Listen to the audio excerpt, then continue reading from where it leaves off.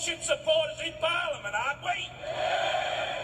See, this is a war on workers.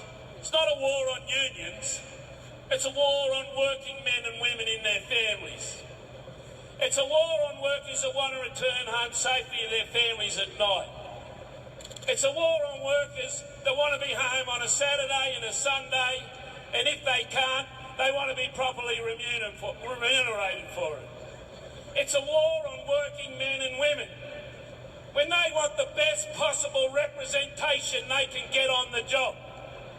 They want delegates that can represent them. They want to find their voice up against employer who couldn't give a flying what's-his-name about what they think. It's about working men and women in Australia that want to live an Australian life, that want to have respect, that want to have a say, that want to have penalty rates. It's a war on workers, and it's just not going to stop on the job. It's no accident that they're going after the hospitality workers at one end, and at the other end they're going after the biggest and the toughest unions in the country. And every Australian worker is going to get skewered in between unless we stand them up. It wasn't them that gave us the conditions. It wasn't them that won the occupational health and safety laws. It wasn't them that got the penalty rates or the superannuation rates. It wasn't them that got the sick leave. It wasn't them that secured public housing. It wasn't them that secured public medical care. It wasn't them that secured public education.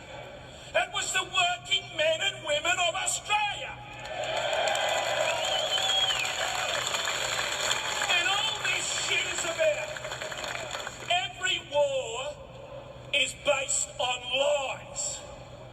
The war on workers is based on the fact that working men and women don't own their union. Well, we do own our union. We are our union. There is no union without workers, and they won't accept that. Well, we're going to show it. We represent the workers that are in unions or aren't in unions.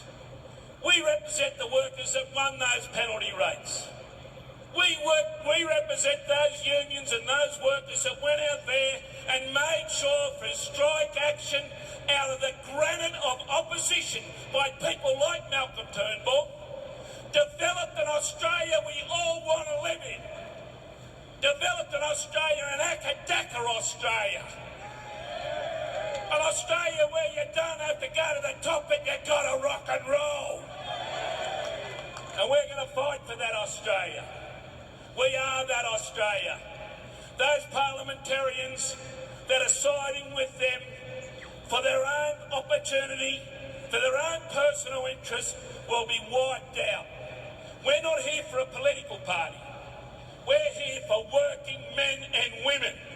I'm the president of the ITF, International Transport Workers.